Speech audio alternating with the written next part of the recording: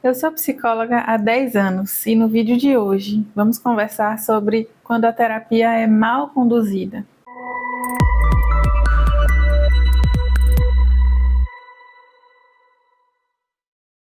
Eu fiz um vídeo sobre o que falar na primeira sessão de terapia e lá eu estou recebendo alguns comentários. Uma pessoa contou que se sentia ridícula na terapia que ela fazia e que nunca se sentiu acolhida de verdade. Outra pessoa contou que se sentiu abandonada pela psicóloga. E aí eu até criei mais um vídeo sobre isso também. Você também já sentiu algo parecido com isso fazendo terapia? Conta nos comentários. E se em algum momento o que eu disser nesse vídeo fizer sentido para você, deixa sua curtida, compartilha com alguém que você lembrar e comenta para eu te conhecer mais um pouquinho. Se inscreve também aqui no canal para a gente criar essa comunidade com mais saúde mental e leveza. O meu objetivo nesse vídeo aqui não é atacar nenhuma colega psicóloga e nem desqualificar a psicologia de forma alguma, mas é de proteger pessoas que fazem terapia e estão se sentindo dessa forma e também trazer uma reflexão para nós enquanto profissionais. Se a terapia é um lugar de busca de autoconhecimento e de autocuidado, como assim as pessoas estão saindo com essas sensações tão difíceis, né? Como que isso pode ser terapêutico? É claro que na terapia nem sempre a sensação vai ser boa, porque lá é um lugar em que falamos das nossas dores de uma forma prioritária, falamos das nossas relações que não vão bem, falamos dos nossos medos, dos nossos arrependimentos, ou seja, falamos de muitas coisas que mexem com a gente. E muitas vezes a gente vai tomando consciência da nossa participação naquilo que a gente se queixa. Nem sempre a gente tem controle do que nos acontece. Mas uma parcela do que nos traz sofrimento pode ser sim relacionada com a nossa atitude diante das coisas. E isso dói de perceber. Eu já passei por isso. Eu já saí de sessões de terapia e eu ia andando pela rua com a sensação que eu estava rastejando, assim, sabe? Daquela sensação de angústia, de perceber coisas em mim que eu não tinha percebido antes. Eu sei como é essa sensação. Mas isso precisa acontecer num ambiente extremamente acolhedor, seguro, emocionalmente seguro. E o que tem acontecido em muitas terapias, com muitas colegas, é a incapacidade de sustentar essa presença emocional. Eu quero elencar aqui 5 sinais que eu acredito que... Claro que eu também passei pela formação de psicologia há 15 anos atrás, quando eu entrei na faculdade. Eu sei o que é que a gente aprende, eu sei o que é que a gente precisa desconstruir e o que é que eu acho que pode estar levando esse tipo de terapia, esse tipo de má condução das terapias. Primeira coisa, neutralidade confundida com frieza. Algumas formações, algumas abordagens sugerem que a psicóloga precisa ser uma presença invisível, completamente neutra, se abster totalmente do próprio ego, né? O problema disso é que, para quem já viveu abandono emocional, esse silêncio, esse excesso de distanciamento não gera elaboração saudável. Isso pode virar uma repetição do trauma dessa pessoa. Pode incentivar e fortalecer crenças e sensações físicas de rejeição, de abandono, de vergonha, de falta de conexão. Isso é o contrário do que é terapêutico, de acordo com o que se sabe hoje, proveniente das descobertas das neurociências. Outro ponto, o foco excessivo na terapia somente pela fala e na busca por interpretação do discurso do paciente, sem focar na relação. É a terapeuta tentar explicar ao paciente antes de fortalecer esse vínculo e de criar uma segurança emocional. Então, o paciente se expõe ali, muitas vezes com dificuldade, e demonstra, coloca ali a própria vulnerabilidade, o que é algo difícil de fazer, e pode receber uma interpretação muitas vezes dura, fria, seca, e a pessoa naturalmente vai sair dali da sessão se sentindo exagerada, insegura, inadequada, errada, abandonada, se sentindo ridícula, como esses comentários que eu recebi no vídeo. E isso, gente, é terrível, é terrível. Não é para ser assim. Você já passou por isso? Comenta aqui. Eu quero ler seu comentário, quero conversar mais, viu? Outro ponto. A falta de leitura do sistema nervoso da pessoa, do estado autonômico em que a pessoa está. E se o que eu estou falando para você, se você for terapeuta e eu estou falando grego, Por favor, vamos nos atualizar.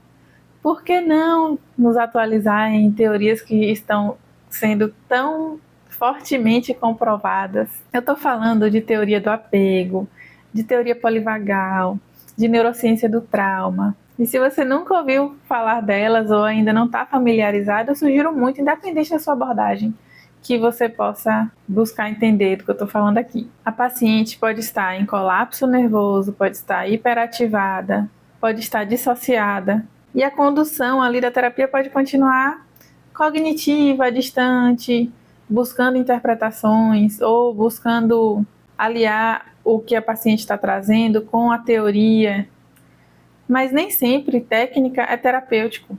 O corpo da paciente pode estar pedindo um acolhimento e estar recebendo apenas a análise seca e fria, ou pode estar recebendo a cobrança dos exercícios que foram passados nas sessões anteriores e que não foram feitas, sempre reforçando essa ideia de que a paciente é inadequada e está sendo equivocada, né, no próprio processo.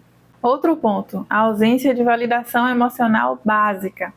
Eu não estou falando de você concordar com tudo e reforçar comportamentos, atitudes ou crenças que você está percebendo que são da paciente e que prejudicam a vida dela ou que ela pode estar influenciando muito a sucessão de fatos que ela vem se queixar. Mas para que a gente possa dar feedbacks saudáveis para os pacientes e ir ampliando a consciência deles sobre eles mesmos, ampliando esse autoconhecimento de uma forma útil e terapêutica, temos que reconhecer a dor antes de questionar. Isso é básico. Senão a paciente fica com a sensação de que não tem espaço para minha dor aqui.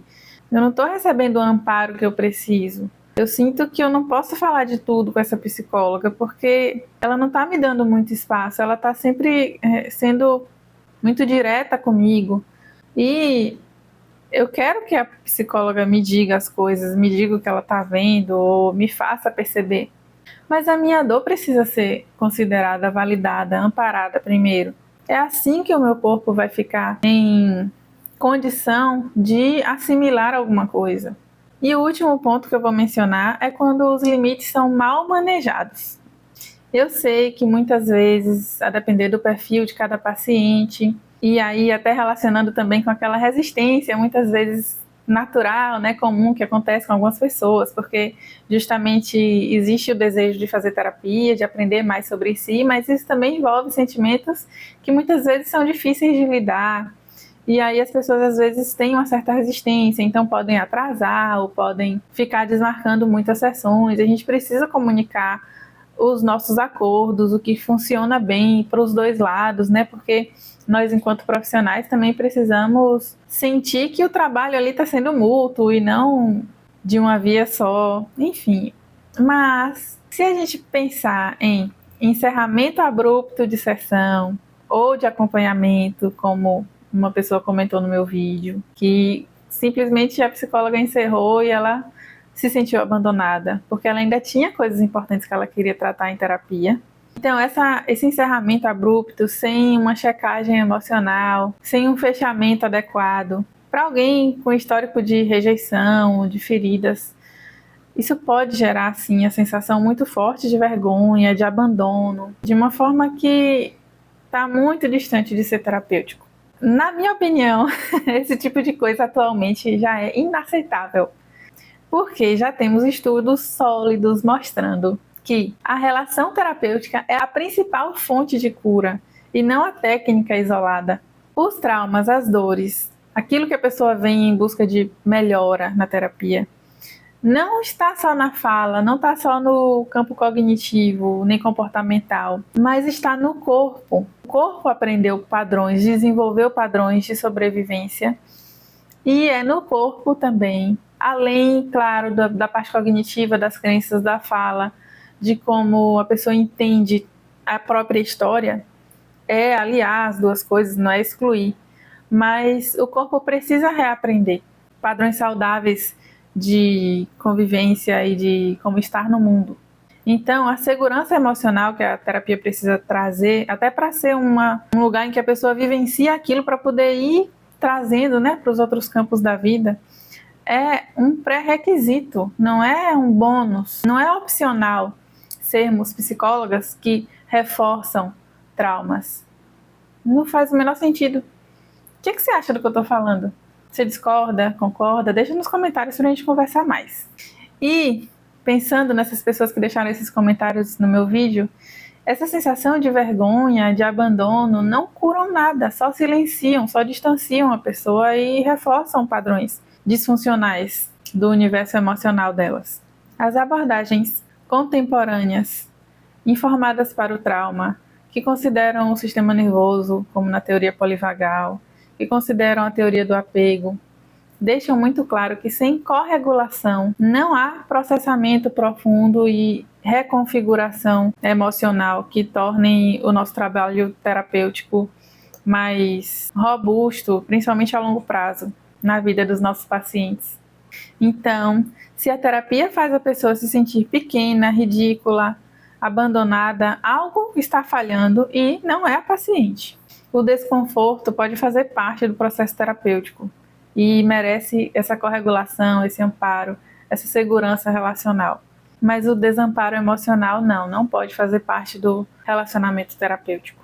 Eu sei que o que eu estou falando aqui pode ser duro, pode ser polêmico, e realmente eu gostaria de saber a sua opinião em relação a isso. Se inscreve aqui no canal, se quiser pode me sugerir mais temas para eu trazer e obrigada por assistir.